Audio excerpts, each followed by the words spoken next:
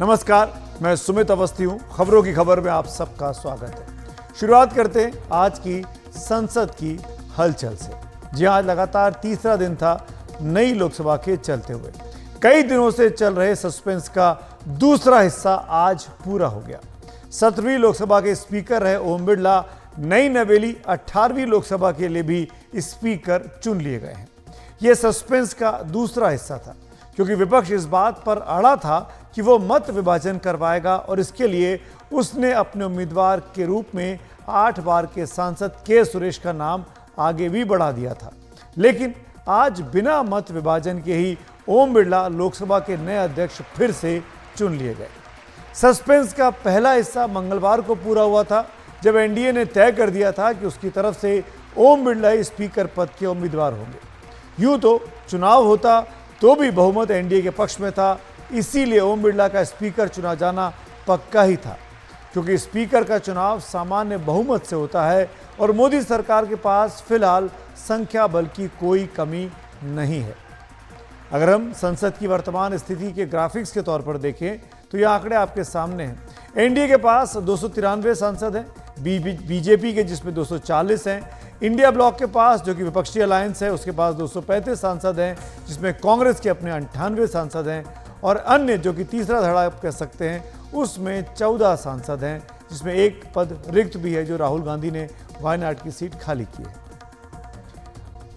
सत्ता पक्ष और विपक्ष के सांसदों के द्वारा अपने अपने उम्मीदवारों ओम बिरला और के सुरेश के समर्थन के लिए सबसे पहले आज सदन में प्रस्ताव पढ़े गए। उसके बाद प्रोटेम स्पीकर भर्तृहरि महताब ने ओम बिरला के लिए प्रधानमंत्री मोदी के प्रस्ताव पर ध्वनि मत से वोटिंग कराई और ट्रेजरी बेंचों के सांसदों की तेज आवाज ने यह साफ कर दिया कि ओम बिरला का पलड़ा भारी है।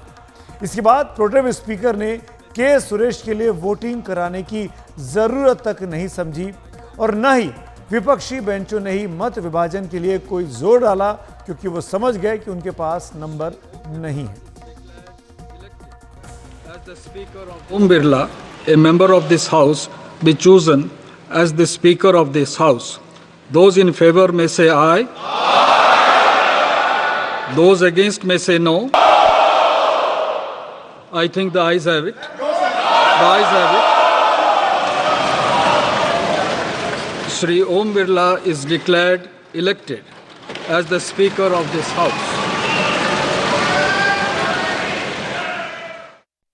और जैसे ही प्रोटेम स्पीकर भर्तृहरि महताब ने स्पीकर पद के लिए ओम बिरला के नाम का ऐलान किया, प्रधानमंत्री नरेंद्र मोदी, विपक्ष के नेता राहुल गांधी और संसदीय कार्य मंत्री किरेन रिजिजू लोकसभा की अगली कतार में बैठे ओम बिरला के पास पहुंचे। ओम बिरला को लेकर तीनों नेता स्पीकर के आसन पर एक साथ गए और ओम बिरला को बधाइयां दी, शुभकामनाएं भी दी। हम सबका विश्वास है कि आप आने वाले 5 साल हम सबका मार्गदर्शन भी करेंगे और देश की आशा अपेक्षाएं पूर्ण करने के लिए ये सदन अपना दायित्व निभाने में आपकी बहुत बड़ी भूमिका रहेगी। मुझे विश्वास है आप हर कदम पर नए प्रतिमान, नए कीर्तिमान गढ़ते आए हैं। 18वीं लोकसभा में स्पीकर का कार्यभार दूसरी बार संभालना ये अपने आप में एक बड़ा नया रिकॉर्ड बनते हम देख रहे हैं। श्री बलराम जाखड़ जी वो पहले ऐसे अध्यक्ष थे जिन्होंने 5 साल कार्यकाल पूरा करके फिर दोबारा उनको स्पीकर बनने का अवसर मिला था। उसके बाद आप हैं जिन्हें 5 साल पूर्ण करने के बाद दोबारा इस पद पर हासिल होने का अवसर मिला। प्रधानमंत्री नरेंद्र मोदी के बाद विपक्ष के नेता राहुल गांधी ने भी स्पीकर ओम बिरला को बधाई दी और नए कार्यकाल के लिए शुभकामनाएं भेजी। पिछली लोकसभा में स्पीकर और राहुल गांधी के बीच कुछ मुद्दों पर नोकझोंक की नौबत तक आई थी। आपको याद दिलाएं, 2 फरवरी 2022 को राष्ट्रपति के अभिभाषण पर राहुल गांधी बीजेपी की आलोचना कर रहे थे कि उसे किसी और की सुनने की आदत नहीं रही है। बीजेपी ने तब बीजेपी के सांसद कमलेश पासवान का जिक्र किया तो पासवान ने बीच में ही स्पीकर से बोलने की इजाजत मांगी। स्पीकर कुछ कहते कि राहुल गांधी ने कह दिया कि मैं लोकतांत्रिक आदमी हूं, मैं इन्हें बोलने की इजाजत देता हूं। तब स्पीकर ओम बिरला ने पलटकर कहा कि आप किसी को इजाजत नहीं दे सकते, ये अधिकार मेरा है। ये उसी वक्त की तस्वीरें हैं। नहीं, बीच में नहीं। Look, Speaker sir, I am a democratic person. I will allow him to speak. ये सुनो, एक मिनट, ये आप किसी को इजाजत नहीं दे सकते, ये अधिकार मेरा है। प्लीज बैठ जाइए।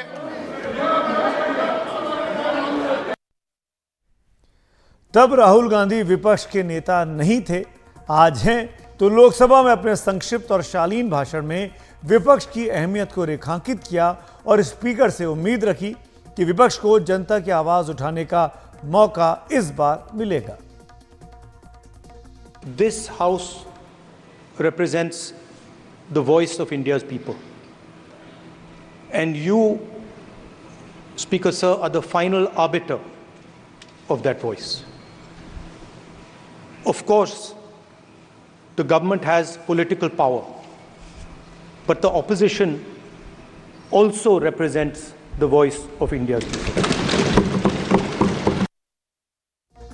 विपक्ष ने चुनाव नहीं कराया। इसकी एक वजह यह बताई जा रही है कि टीएमसी को कांग्रेस की तरफ से के सुरेश को उम्मीदवार बनाए जाने पर ऐतराज था।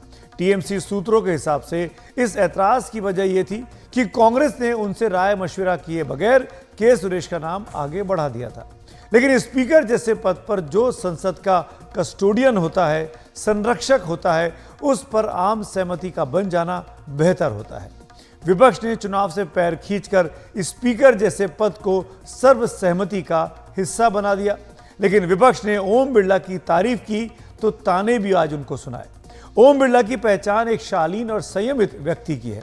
जहां प्रधानमंत्री नरेंद्र मोदी ने उनके काम करने के अंदाज को, उनके कौशल की सराहना की, वहीं विपक्ष ने भी उनकी जमकर आज प्रशंसा भी की। सत्ता पक्ष की दलील थी कि अब तक का सबसे ज्यादा कामकाज करने का रिकॉर्ड ओम बिरला के खाते में है।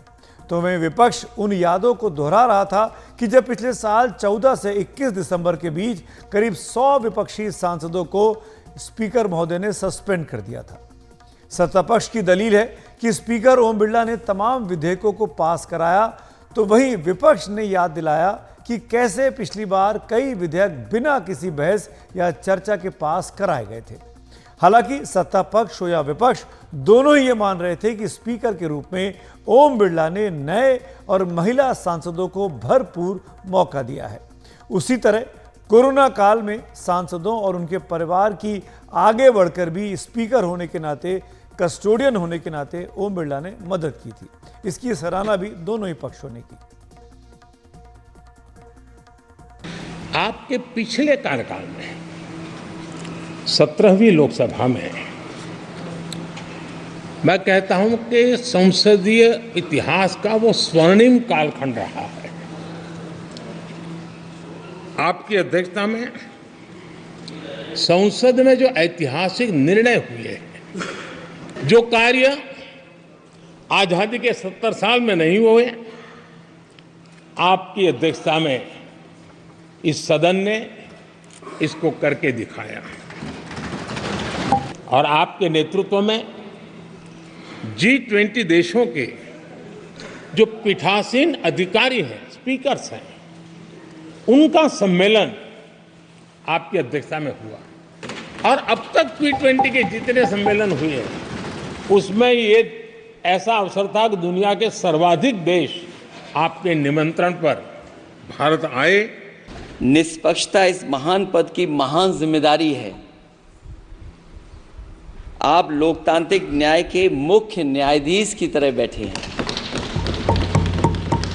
हम सबकी आपसे अपेक्षा है कि किसी भी जनप्रतिनिधि की आवाज़ दबाई न जाए और ना ही निष्कासन जैसी कार्रवाई दोबारा सदन की गरिमा को ठेस पहुंचाएं।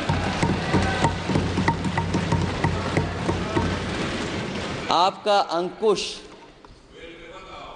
विपक्ष पे तो रहता ही है, लेकिन आपका अंकुश सत्ता पक्ष पे भी रहे।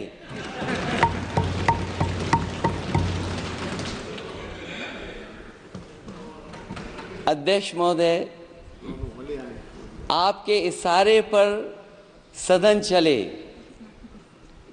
इसका उल्टा न हो। ओम बिरला के दोबारा स्पीकर बनने पर कई बड़े बड़े रिकॉर्ड भी आज उनके नाम हो चुके हैं। बलराम जाखड़ के बाद ओम बिरला दूसरे ऐसे स्पीकर हैं जिन्होंने लगातार 5 साल का अपना कार्यकाल खत्म करने के बाद दोबारा इस आसन को ग्रहण किया है। बलराम जाखड़ 1980 से 1985 और 1985 से 1989 तक स्पीकर रहे थे। अगर बिरला दूसरा कार्यकाल पूरा कर लेते हैं तो वो जाखड़ के रिकॉर्ड की बराबरी कर लेंगे। ओम बिरला के नाम एक अद्भुत रिकॉर्ड ये भी हो गया है कि पुराने और नए संसद भवन में लोकसभा के संचालन का अनुभव उनके ही नाम है। ये रिकॉर्ड तो उनके नाम ही रहेगा, क्योंकि वो दोनों हाउस को जब दोनों जो पुरानी इमारत है और नई इमारत है, दोनों जगह ओम बिरला इस अध्यक्ष की कुर्सी पर बैठ चुके हैं। वैसे नए संसद भवन की कार्रवाई भी उनके ही नेतृत्व में शुरू हुई थी, हमको याद रखना चाहिए। और 25 साल बाद ऐसा हुआ है कि कोई स्पीकर दोबारा संसद भवन में पहुंचा है। 1999 के बाद कोई भी स्पीकर दोबारा चुनाव जीतकर लोकसभा में नहीं पहुंचा था। ओम बिरला से पहले पीएस संगमा ही ऐसे स्पीकर थे जिन्होंने लगातार चुनाव जीता था, लेकिन वो दोबारा स्पीकर नहीं बने थे। ऐसे बिरले स्पीकर को लेकर सदन में पक्ष हो या प्रतिपक्ष, सबने अच्छी भावनाएं भी दिखाई, लेकिन हंगामा तब बरपा जब इमरजेंसी की याद खुद स्पीकर ओम बिरला ने ताजा कर दी। विपक्ष हंगामा करता रहा और स्पीकर तत्कालीन सरकार पर बरसते रहे। इमरजेंसी के दौरान भारत के नागरिकों के अधिकार नष्ट कर दिए गए, नागरिकों से उनकी आजादी छीन ली गई। ये वह दौर था जब विपक्ष के नेताओं को जेल में बंद कर दिया गया, पूरे देश को जेल खाना बना दिया गया। तब की तानाशाही सरकार ने मीडिया पर अनेक पाबंदियां लगा दी गई थी, न्यायपालिका की स्वतंत्रता पर अंकुश लगा दिया गया था। इमरजेंसी का वह समय हमारे देश के इतिहास में अन्याय काल का एक काला खंड था। अब सवाल है कि ओम बिरला को ही एनडीए ने अपनी तरफ से स्पीकर का उम्मीदवार क्यों बनाया। इसकी वजह यह मानी जा रही है कि प्रधानमंत्री नरेंद्र मोदी यह संदेश देना चाहते हैं कि बहुमत से बीजेपी थोड़ा पीछे भले रह गई हो, लेकिन उनकी सरकार की ताकत में कोई कमी नहीं आई है। जिस तरीके से गृह, वित्त, रक्षा, विदेश, शिक्षा, उद्योग जैसे अहम मंत्रालयों में कोई बदलाव नहीं किया गया, जिस तरीके से राष्ट्रीय सुरक्षा सलाहकार भी नहीं बदला गया, उसी तरीके से स्पीकर को भी कायम रखा गया है। यानी सरकार ये संदेश देना चाहती है कि सत्ता पक्ष मजबूत है और राजनीतिक स्थिरता कायम है। 18वीं लोकसभा के पहले दिन की तस्वीर में स्पीकर से सत्ता पक्ष को संभावनाएं दिख रही हैं, तो विपक्ष को उम्मीद। अब आगे आगे देखिए होता है क्या। नई संसद में पहली सियासी जंग जो हुई है उसमें बीजेपी ने जरूर बाजी मार ली है और बगैर विपक्ष की मांगों के आगे झुके बगैर अपना स्पीकर आज बीजेपी ने बनवा लिया है। आइए इसी घटनाक्रम पर बात करते हैं। मेरे साथ राजनीतिक विश्लेषक अमिताभ तिवारी जुड़ रहे हैं। अमिताभ जी, पहली बाजी बीजेपी के हाथ चली गई, ओम बिरला साहब एक बार फिर स्पीकर बन गए। इस पूरे घटनाक्रम को आप कैसे देखते हैं? आपको क्या लगता है ये पहली जीत सरकार के अंदर और आत्मविश्वास जगाएगी?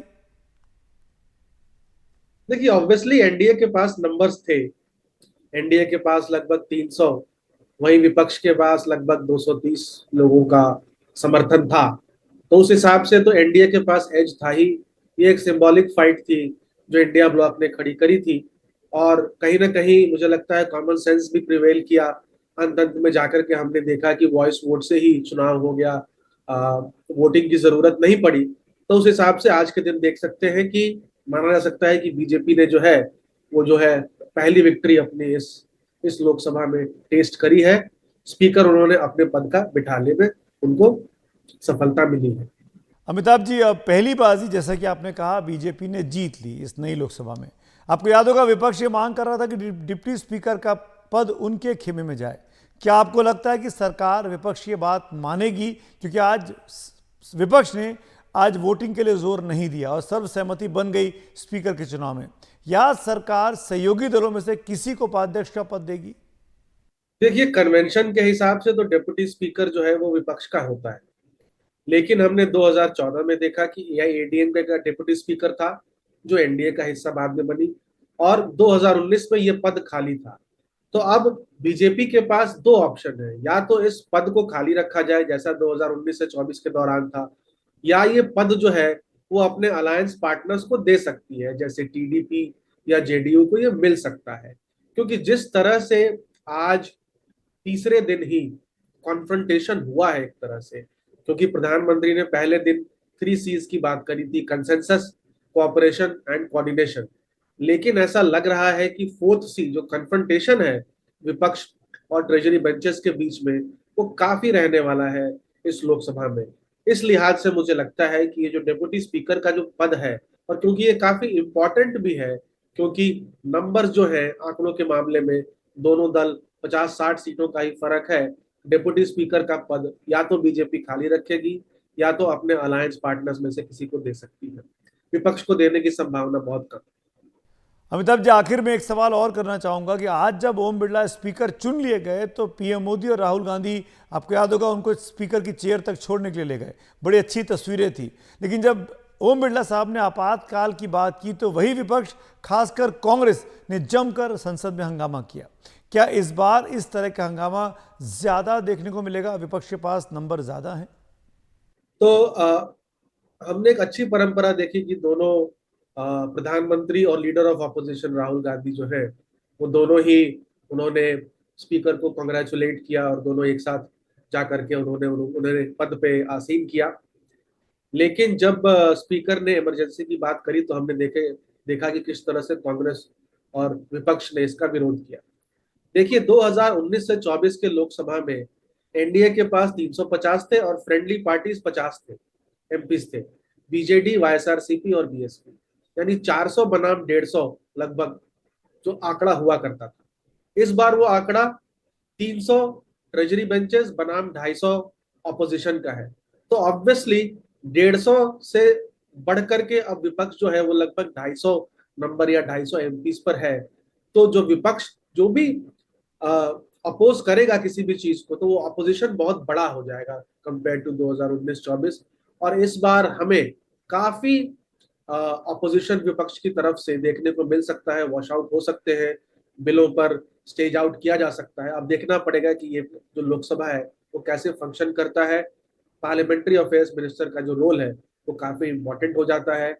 दोनों साइड को टेबल पर बैठ करके ही लोकसभा के एजेंडे को तय करके ही आगे बढ़ा जा सकता है, ऐसा दिखता है। चलिए, बहुत बहुत शुक्रिया हमसे बात करने के लिए अमिताभ जी। संसद जुड़ी हुई आज की एक और बड़ी खबर की अब बात करते हैं।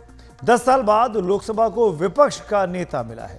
राहुल गांधी को कांग्रेस ने अपने संसदीय दल का नेता चुना और राहुल गांधी अभी तक किसी भी संवैधानिक पद पर नहीं बैठे थे और इस हैसियत से वो विपक्ष के नेता हो चुके हैं, क्योंकि कांग्रेस के पास इस बार जो नंबर आए हैं वो इतने हैं कि उनको विपक्ष के नेता का पद मिल सकता है।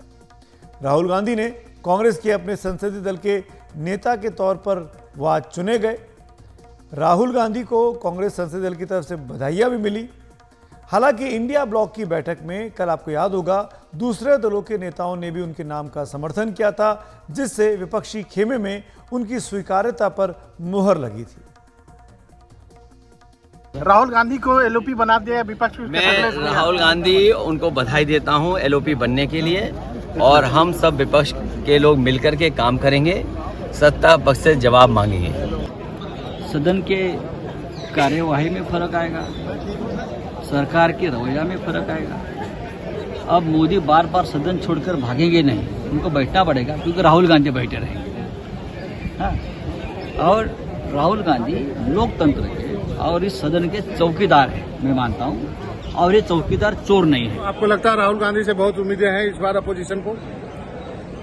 Rahul Gandhi ko with he'll have to give more time and he'll have to give his more attention to make the parliament programs with a huge success in his career.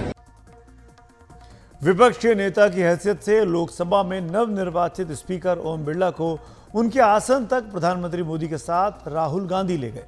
वो तस्वीरें आपको याद होंगी, एक बार फिर अब आपको दिखाएंगे। उससे पहले जब प्रधानमंत्री मोदी ओम बिरला की सीट के पास पहुंचे तो विपक्ष के नेता की हैसियत से राहुल गांधी भी वहां पहुंचे।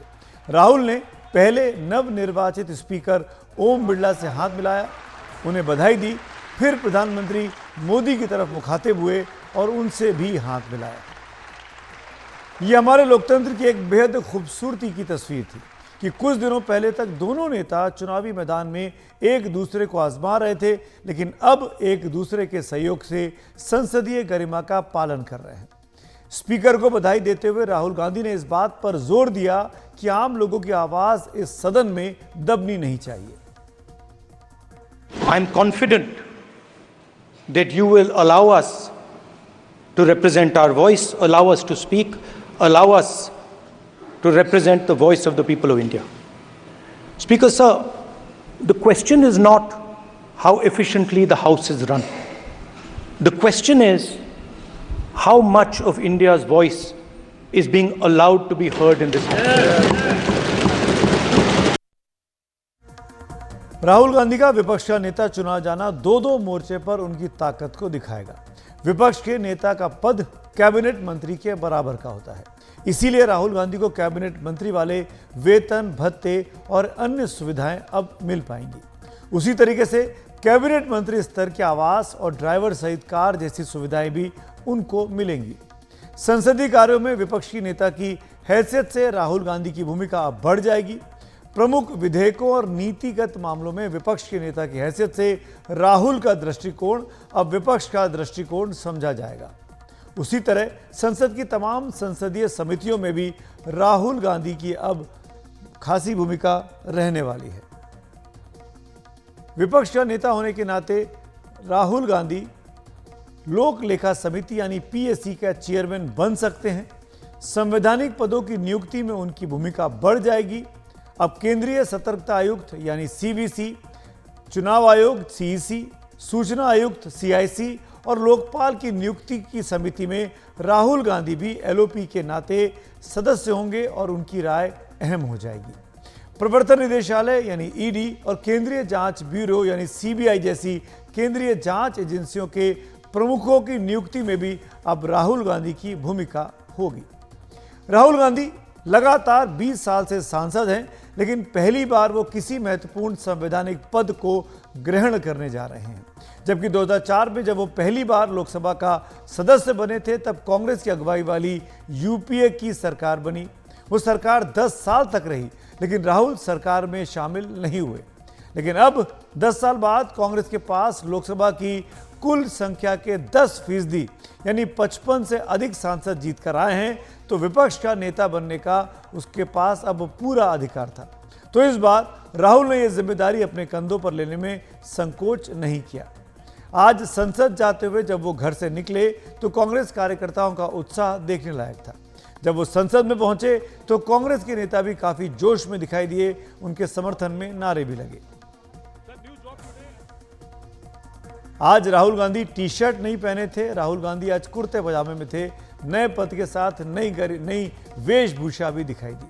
विपक्ष का नेता बनने से राहुल गांधी की छवि अब एक गंभीर नेता की बनेगी, इस ओर वो काम भी करने लगे। कांग्रेस में उनकी ताकत और हैसियत और भी मजबूत होगी। वहीं इंडिया ब्लॉक में भी उनकी स्वीकार्यता बढ़ेगी। राहुल गांधी अपने परिवार के तीसरे ऐसे सदस्य हैं जिन्हें विपक्ष का नेता बनने का अवसर मिला है। 1989 से 1990 तक राहुल के पिता राजीव गांधी विपक्ष के नेता थे, तब वीपी सिंह देश के प्रधानमंत्री थे। 1999 से 2004 तक राहुल गांधी की मां सोनिया गांधी विपक्ष की नेता बनी, जब अटल बिहारी वाजपेयी प्रधानमंत्री थे। और अब अपने परिवार से मौका राहुल गांधी को मिला है। इस पर बीजेपी के नेता अमित मालवीय ने आज एक दिलचस्प ट्वीट किया है। वो लिखते हैं, कि 2019 में अधीर रंजन चौधरी को 17वीं लोकसभा में कांग्रेस पार्टी के नेता के रूप में मान्यता दी गई, लेकिन वो 2024 का चुनाव हार गए। अब राहुल गांधी विपक्ष के नेता के लिए कांग्रेस की पसंद बने हैं। अगले चुनाव में रायबरेली किसकी होगी? 2009 की 19 की अमेठी होगी? क्या तीसरी बार भी फेल होंगे राहुल गांधी? पुरानी परंपराओं टूटने के लिए ही होती हैं। 2014 में कांग्रेस ने जिसे लोकसभा में अपना नेता बनाया था, वो मल्लिकार्जुन खड़गे भी 2019 का चुनाव हार गए थे। और दूसरी तरफ 25 साल से स्पीकर के अगले चुनाव में हारने या चुनाव लगातार जीतने वाले ओम बिरला तीसरी बार जीतने के साथ ही ये परंपरा अब टूट गई है। इस बीच राहुल गांधी ने बधाई देने वाले तमाम नेताओं को धन्यवाद दिया। उन्होंने एक ट्वीट भी किया और सबका शुक्रिया अदा किया। मुझे किसी ने पूछा मेरे लिए एलओपी का क्या मतलब है। एलओपी आपकी आवाज है, आपका औजार है। जो भी आपके दिल में भावना है, आपकी समस्याएं हैं, एलओपी के माध्यम से मैं लोकसभा में आपके लिए उठाऊंगा। हिंदुस्तान के गरीब लोग, दलित, आदिवासी, पिछड़े, अल्पसंख्यक, किसान, मजदूर, मैं आपका हूं। संविधान से आपकी रक्षा होती है। जहां भी सरकार ने कॉन्स्टिट्यूशन पर आक्रमण किया, कॉन्स्टिट्यूशन को सप्रेस करने की कोशिश की, वहां पूरे दम से संविधान की हम पूरी तरीके से रक्षा करेंगे। मैं आपका हूं, आपकी आवाज मैं संसद में उठाऊंगा। लेकिन अब सवाल है कि क्या राहुल अब अनिच्छुक राजनेता की छवि से बाहर निकल चुके हैं? आप देखिए कि राहुल गांधी 2014 में भी सांसद थे और 2019 में भी। ये सही है कि तब कांग्रेस के पास विपक्ष का नेता बनने भर सांसद नहीं थे, लेकिन राहुल गांधी कांग्रेस के संसदीय दल के नेता भी उस वक्त नहीं बने। जब पार्टी को विपक्ष के नेता का दर्जा मिला, तभी वो इस पद पर बैठे। तो सवाल है कि क्या ये संघर्ष लगातार जारी रहेगा या थम जाएगा? क्योंकि 2017 में जब कांग्रेस ने गुजरात विधानसभा चुनाव में बीजेपी को कांटे की टक्कर दी थी, तब राहुल गांधी कांग्रेस अध्यक्ष के पद पर ताजपोशी की थी। राहुल के नेतृत्व में ही 2018 में कांग्रेस ने छत्तीसगढ़, मध्य प्रदेश और राजस्थान में जीत हासिल की थी। लेकिन 2019 के लोकसभा चुनाव में कांग्रेस की हार क्या हुई? राहुल गांधी खिन्न हो गए। आनंद फानन ने कांग्रेस के अध्यक्ष पद से इस्तीफा दे दिया। लेकिन अब उम्मीद की जानी चाहिए कि वो हार या जीत से विचलित हुए बगैर अपने पद की, संवैधानिक पद की गरिमा का निर्वहन करते रहेंगे। मेरे साथ विपक्ष के नेता की क्या भूमिका होती है, उस पर बात करने के लिए स्नेहलता श्रीवास्तव जी जुड़ रही हैं, जो कि सेक्रेटरी जनरल रह चुकी है लोकसभा की। विपक्ष के नेता का पद क्यों अहम होता है, लीडर ऑफ अपोजिशन का पद क्यों इंपॉर्टेंट है, इसी मुद्दे पर आइए बात करते हैं लोकसभा की सेक्रेटरी जनरल रह चुकी स्नेहलता श्रीवास्तव जी से। मैम, स्वागत है आपको एनडीटीवी पर। सबसे पहले ये बताइए कि एलओपी के पद की क्या अहमियत है और संसद के कामकाज में लीडर ऑफ अपोजिशन यानी विपक्ष के नेता की भूमिका क्या होती है? देखिए, लीडर ऑफ अपोजिशन वो होता है जो उस पार्टी का होता है जिसको कि 1/10 ऑफ द टोटल सीट्स से ज्यादा मिला हुआ हो। तो अभी जैसे जो नंबर ऑफ सीट्स है उसके हिसाब से जब तक 55 सीट नहीं हो उनके पास, तब तक उस पार्टी को लीडर ऑफ अपोजिशन का नियुक्ति नहीं हो पाती है। और इसीलिए पिछले सेशन में लीडर ऑफ अपोजिशन को ये नहीं बना था। अब जहां तक उनकी रिस्पॉन्सिबिलिटी का सवाल है, तो हमारी जो इंटरनल हमारे पास नियमों के अंतर्गत उपलब्ध है, वो लीडर ऑफ अपोजिशन एक तरह से शैडो प्राइम मिनिस्टर की कैटेगरी में होता है और उसको सारे हाउस के जितने रूल्स हैं उसके बारे में पता होना चाहिए। उसको जब भी संसद का सेशन चलता है, लोकसभा का सेशन चल रहा है, उस समय उन्हें पूरी तैयारी से हर महत्वपूर्ण मुद्दे पर अपना पार्टी का स्टैंड रखने की कैपेबिलिटी होना चाहिए। और एक तरह से वो अपने पीछे कैबिनेट भी फॉर्म करते हैं, ऐसा सुना गया है, जो कि सभी विभागों के बारे में जो विभाग है उनके जो भी मुद्दे होते हैं उसके बारे में पूरी तैयारी करके आते हैं और सदन में विचार विमर्श के समय अपना जो पब्लिक का जो जिस कॉन्स्टिट्युएंसी को वो बिलोंग करते हैं, उस कॉन्स्टिट्युएंसी के लोगों की बातें, देश की बातें, देश के बाहर की बातें, उन सभी में उनका रोल होता है। मैम, विपक्ष के नेता को क्या क्या प्रिविलेजेस मिलते हैं, वो किस किस कमेटी का हिस्सा होते हैं, और ऐसी कौन सी संसदीय कमेटी है जहां पर एलओपी का रोल बहुत ज्यादा अहम होता है?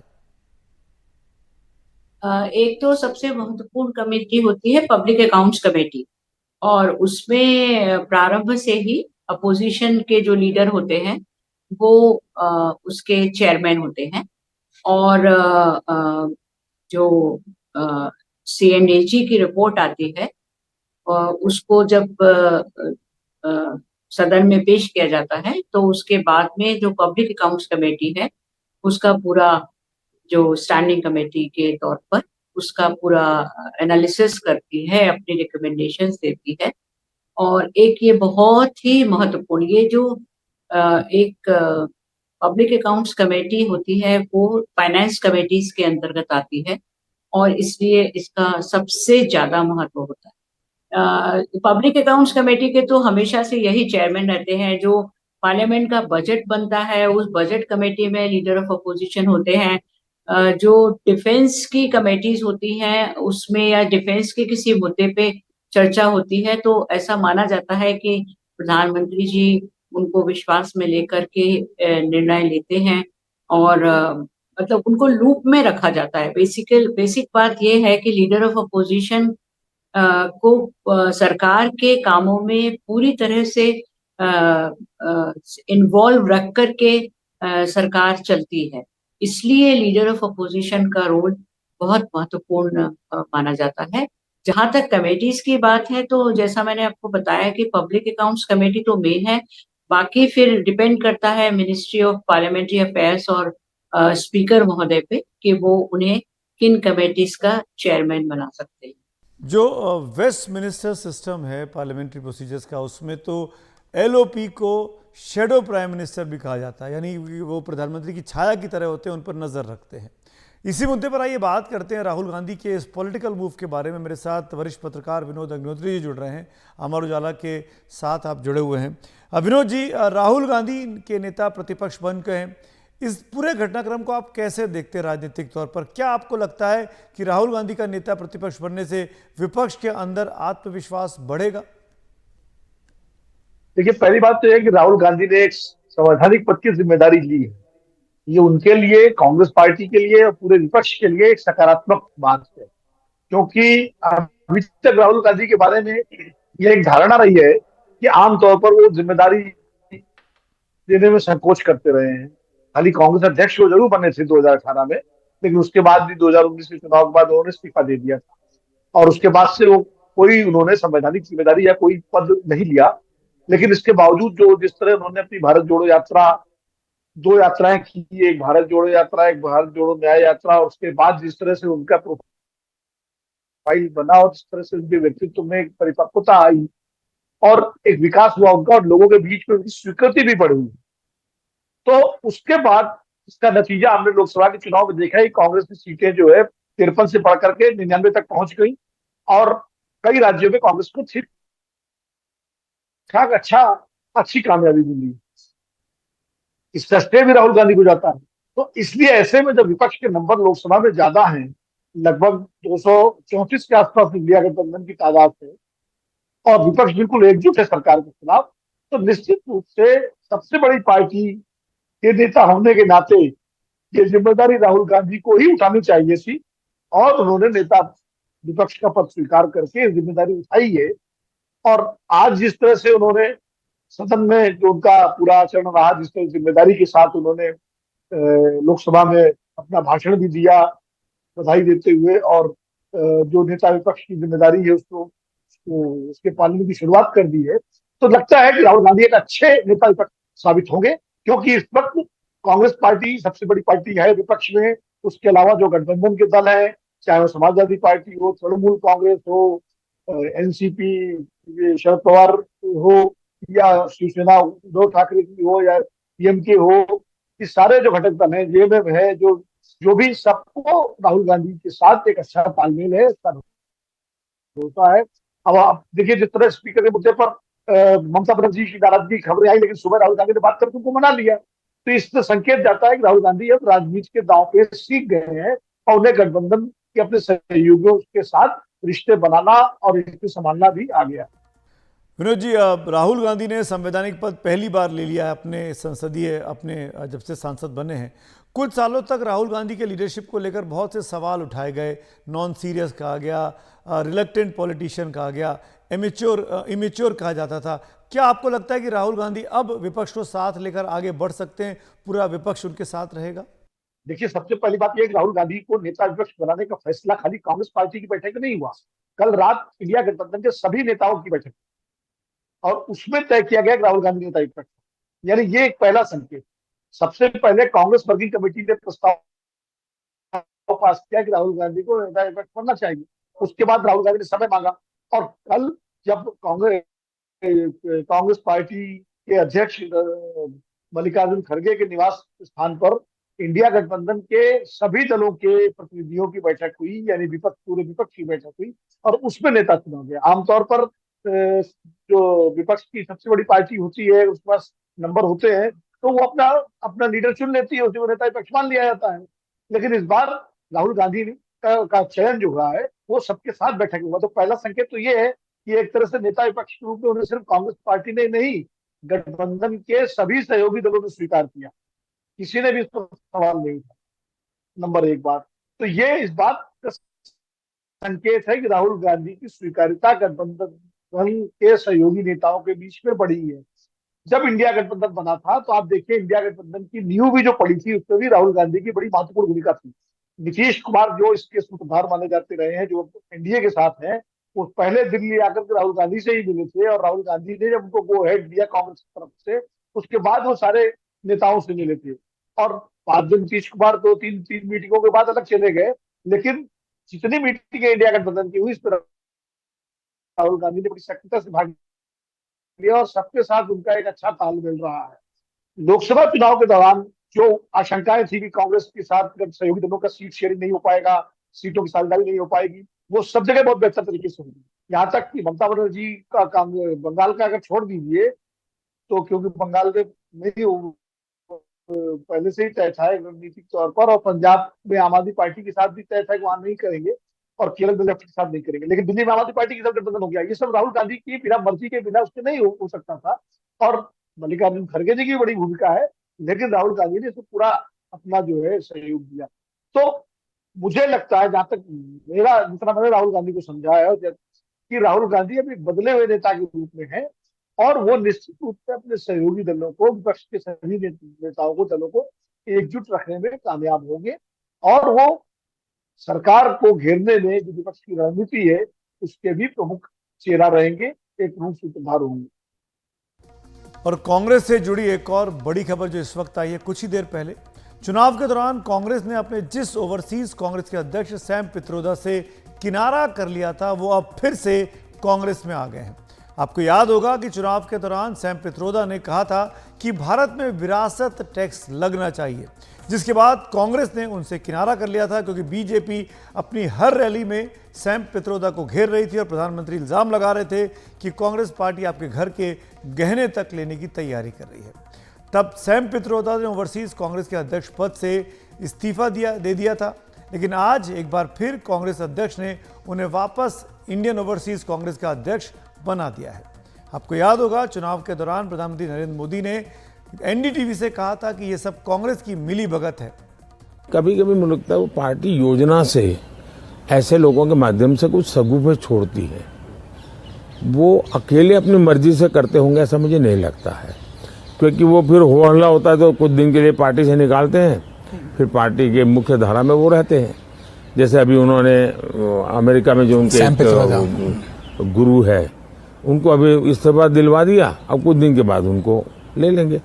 तो ये उनकी एक सोची समझी रणनीति है कि देश में भ्रम फैला करना, वातावरण बदलना, नए नए मुद्दे जोड़ते रहना और विपक्ष को ऐसे मुद्दों पर रिएक्ट करने के लिए मजबूर कर देना।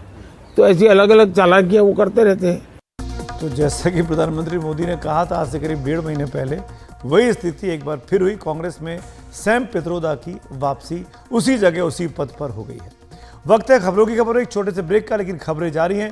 तुरंत लौट के आते हैं, बने रहिए मेरे साथ।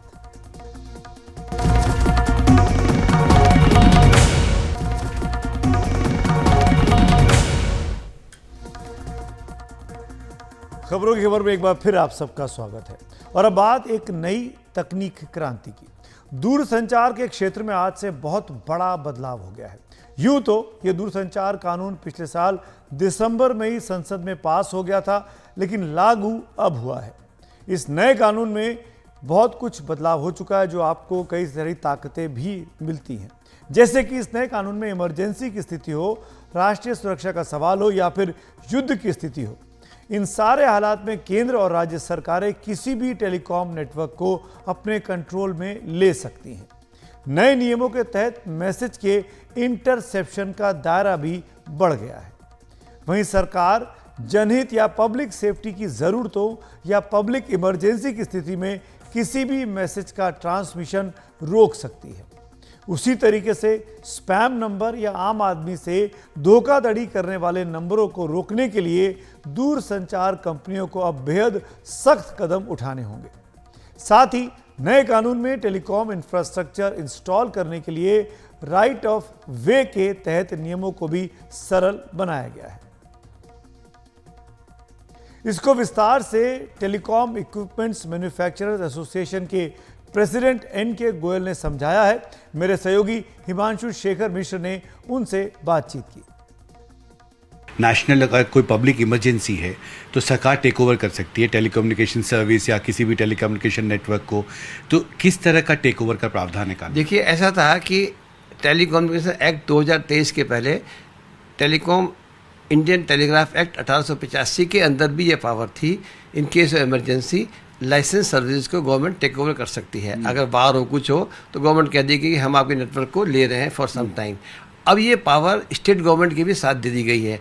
हमारे देश में कई बार किसी पर्टिकुलर रीजन में काफ़ी कंट्रोवर्सी या काफ़ी विवाद होता है या डिजास्टर होता है, मतलब कुछ हो जाता है, तो उस केस में अब सरकार के पास ये पावर है कि भाई एक हफ्ते के लिए हम इस नेटवर्क को रन करेंगे। तो ये पावर लेने से जो हमारे वाद विवाद हैं वो खत्म हो जाएंगे। इसके अलावा और भी कई बड़े बदलाव किए गए हैं। मसलन नए कानून के तहत अब यूनिवर्सल सर्विस ऑब्लिगेशन फंड की जगह डिजिटल भारत निधि होगी।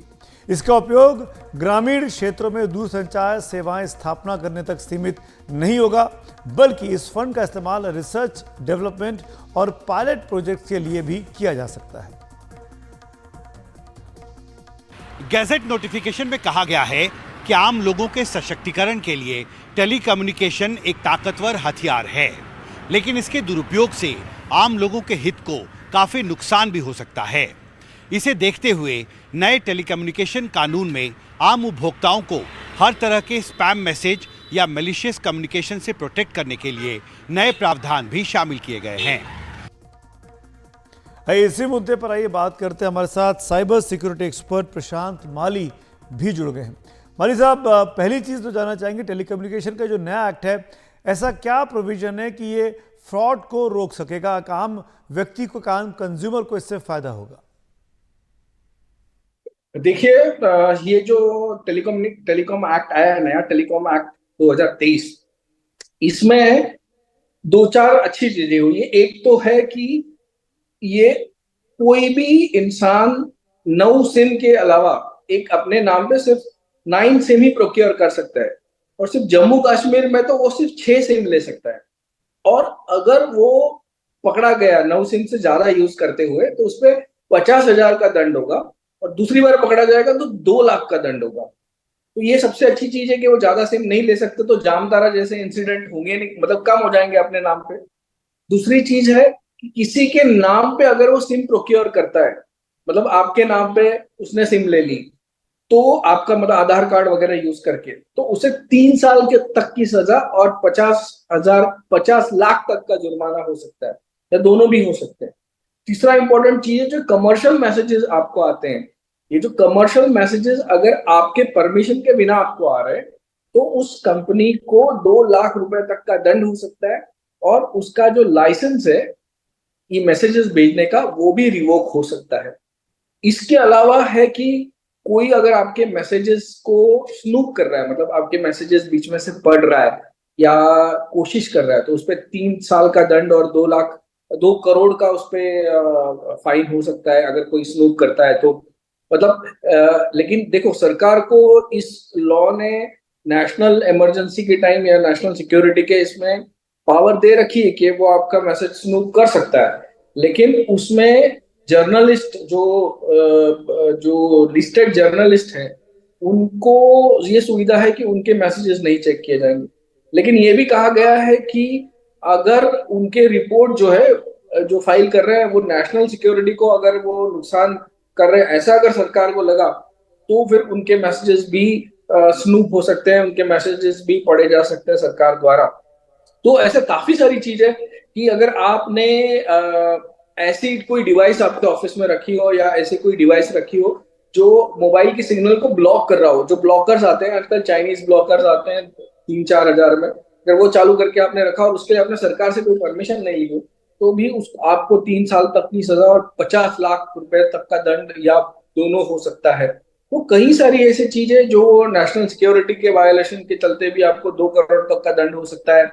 या अगर आपने कोई टेलीकॉम इक्विपमेंट्स को अपना, जैसे कोई दंगे वंगों में आपने अगर जो टावर है उसको कोई क्षति पहुंचाई तो 50 लाख तक का आपको दंड हो सकता है। ऐसे कई सारी प्रावधान इससे हुए जिसके बदौलत शायद फ्रॉड या जो टेलीकॉम रिलेटेड फ्रॉड्स है उसमें कमी आ सकती है। मलिक साहब, एक चीज और बताइए, क्या इसमें सारे एस्पेक्ट्स कवर कर लिए गए हैं या इस एक्ट में भी अभी भी सुधार की कोई गुंजाइश है, कोई इशू छूट गया है? देखो, इसमें जो टेलीकॉम को यूज करके जो फ्रॉड करते हैं, जैसे कि सिम स्वैप फ्रॉड है या सिम एक्सचेंज फ्रॉड है, जो है इसको कैसे कम किया जाए उसके लिए कोई प्रोसीजर का प्रावधान बहुत कम है। दूसरा, 3 साल तक की सजा, मतलब ये सब बेलेबल ऑफेंसेस है। अगर नॉन बेलेबल ऑफेंस, देखो कैसा ही है इस लॉ में, मैं ये देख रहा हूँ कि आपको बेल मिल जाएगी लेकिन आपको फाइन जो है वो बहुत बड़ी लंबी चौड़ी रखी है। तो ये जो नो बेल का जो डर है ना, वो काफी लोगों के दिमाग में होता है। आखिरी की पनिशमेंट का इतना डर नहीं होता जितना बेल नहीं मिलने का डर होता है। तो वो डर इसमें मुझे नजर नहीं आ रहा है, इस वाले जो लॉ बना है उसमें वो नजर नहीं आ रहा। तो खबरों की खबर में आज मेरे साथ फिलहाल इतना ही। शुभ रात्रि।